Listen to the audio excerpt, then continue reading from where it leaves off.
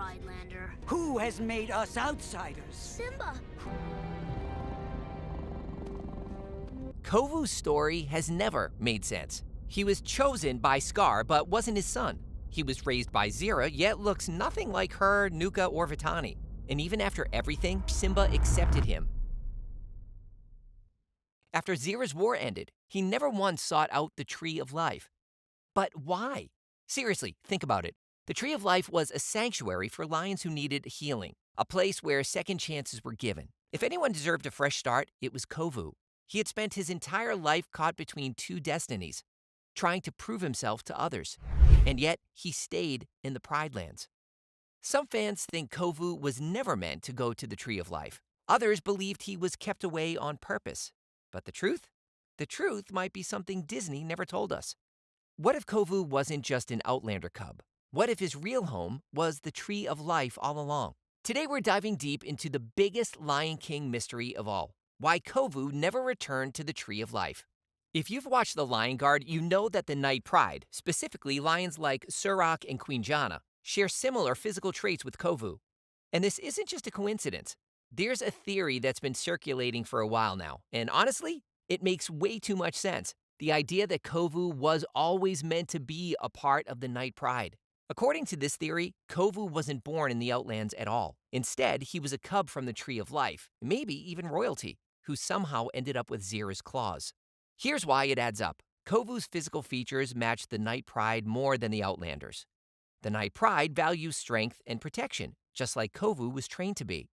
If Kovu was truly from the Tree of Life, it would explain why he was chosen by Scar. Because even as a cub, he had the air of royalty. But if Kovu really was meant to be a part of the Tree of Life, there's a much bigger mystery. Why didn't the Night Pride search for him? If a cub from the Tree of Life went missing, wouldn't the Night Pride do everything to get him back? The fact that no one from the Tree of Life ever mentioned a missing cub suggests two possibilities. One, Kovu was taken at such a young age that no one even knew he existed. Two, something or someone covered up the truth. And that leads us to the biggest question of all. Who were Kovu's real parents? This is where things really get interesting. If Kovu wasn't just a random Outlander cub, then who were his real parents? We already know Scar wasn't his father. That's canon. But Zira? Why, Simba. Zira. What are you doing out here and so alone? That's where things start to feel off. Kovu looks nothing like Zira. Kovu looks nothing like Nuka. Kovu looks nothing like Vitani. So what if Zira wasn't actually his mother? What if she took him from someone else? Let's explore the two biggest theories about who Kovu really is. Theory 1. Kovu is the son of Nirmala and Surak. For those who don't know or need a refresher, Nirmala and Surak are two high-ranking members of the Night Pride. Try talking to them. Perhaps they come in peace. Nirmala! Duck! Thanks. Surak is Queen Jana's nephew and a powerful warrior. Nirmala is a skilled healer, one of the few lions capable of using the Tree of Life's healing abilities. And guess what? Kovu looks just like them. This theory makes sense because the family resemblance. Kovu shares Surak's strong build and Nirmala's sharp facial features. The timeline adds up. If Kovu was born before the Lion Guard, then it's possible he was taken from the Tree of Life while he was still a baby. And the Night Pride never mentions losing a cub. But what if they never got the chance to? Think about it. If Scar and Zira had learned about a powerful cub born in the Tree of Life, one that could be molded into Scar's perfect heir, they wouldn't just wait for him to come to them. They would take him. Night Pride, together!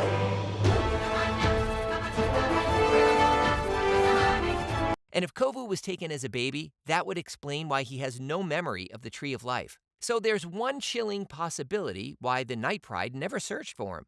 Maybe, just maybe, they didn't even know he existed.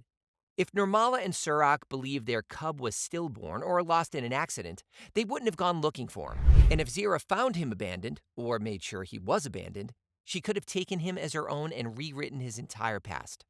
And that leads us to the second, even darker theory, that Kovu was stolen by Zira. Let's be honest, Zira wasn't just loyal to Scar. She was obsessed with him. She's got those assets feminine. You're the king, control the hyenas! I have to make her mine. Destroy the Pride Land. And that obsession, it wasn't about love, it was about power. Zira believed Scar's rule should have continued after his death. She needed a successor, a strong heir to carry on his legacy.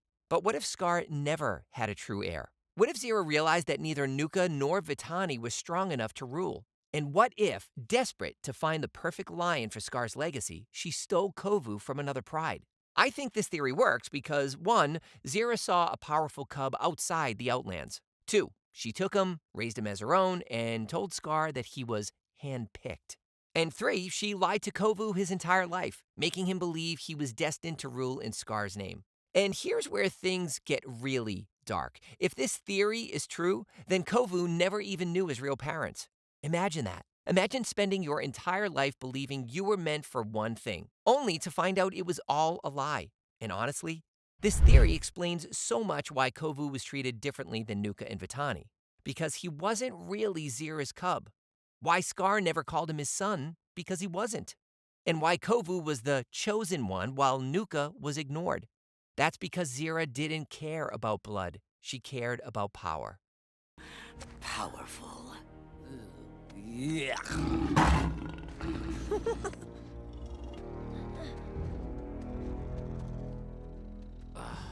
Chosen one. This theory changes everything, because if Kovu was stolen, then that means the Tree of Life was always his true home. But instead of finding his way back, he was forced into a war he never was supposed to fight.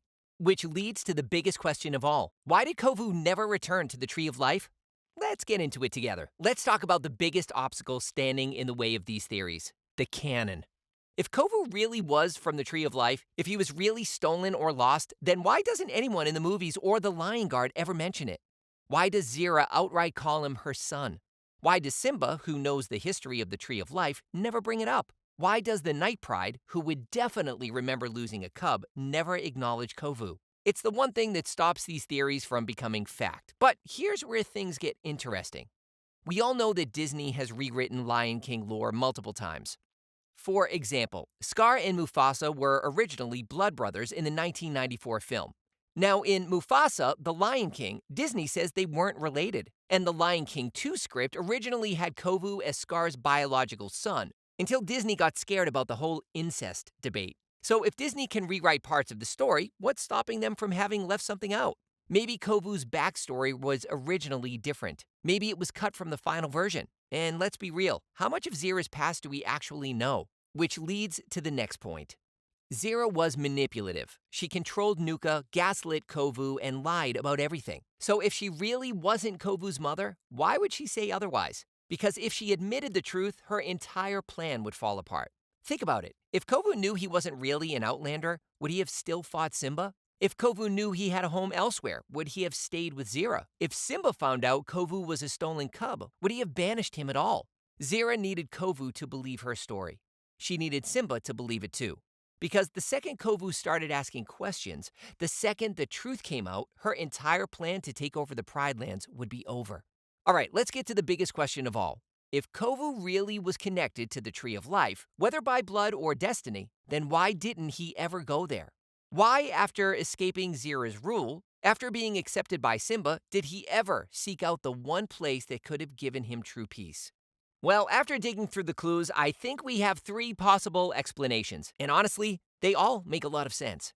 Explanation 1. Kovu didn't know about it. This might seem too simple, but hear me out. The Tree of Life is deeply hidden. It's not like the Pride Lands where animals come and go. It's a secret sanctuary, only known to those who need it. So what if Kovu never even knew it existed? Think about it. Kovu grew up in complete isolation. Zira raised him in the Outlands, cut off from the rest of the world. He wasn't allowed to explore beyond her control. And you know Zira wasn't about to tell him about a place where lions find healing, peace, and strength. Zira didn't want Kovu to be healed or feel at peace. She wanted him to be a weapon. So maybe by the time Kovu was finally free, the idea of a place like the Tree of Life just never crossed his mind. Explanation 2. The Tree of Life was too far and too dangerous. Now let's say Kovu did know about the Tree of Life. Would he really risk everything to go there? Let's look at the facts. The Tree of Life was incredibly far from the Pride Lands. The journey was filled with dangers, hyenas, leopards, and treacherous landscapes. And Kovu had no connection to it, as far as he knew. As you can see, the Tree of Life is home to every kind of habitat. And let's not forget, Kovu had just barely escaped banishment. When Simba finally accepted him, Kovu had one job: prove he was worthy of Kiara and the throne. Running off to an unknown land to chase a theory about his origins, that wasn't going to help his case. It's also possible that he planned to go, but never got the chance. Maybe Kovu wanted to learn more about his past, but then life happened. He became Simba's heir. He had responsibilities. He was preparing to rule the Pride Lands. And by the time he might have been ready to leave, maybe he just didn't see the point anymore. Final explanation: the Night Pride didn't want him. Now, here's a theory that might shock you. What if Kovu never returned to the Tree of Life because he wasn't welcome there? Let's say for a second that Kovu was originally from the Tree of Life. Would the Night Pride really take him back with open arms, or would they see him as a traitor? Think about it. Kovu was raised by Scar's most devoted follower. He was trained to kill Simba. His entire life was spent preparing to take the Pride Lands by force. To the Night Pride, he wouldn't be seen as a lost prince. He would be seen as a threat.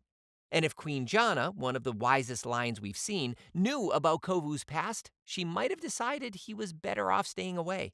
This would explain why the Night Pride never searched for him, why Kovu never mentioned the Tree of Life, and why he chose to stay in the Pride Lands instead of seeking out his past.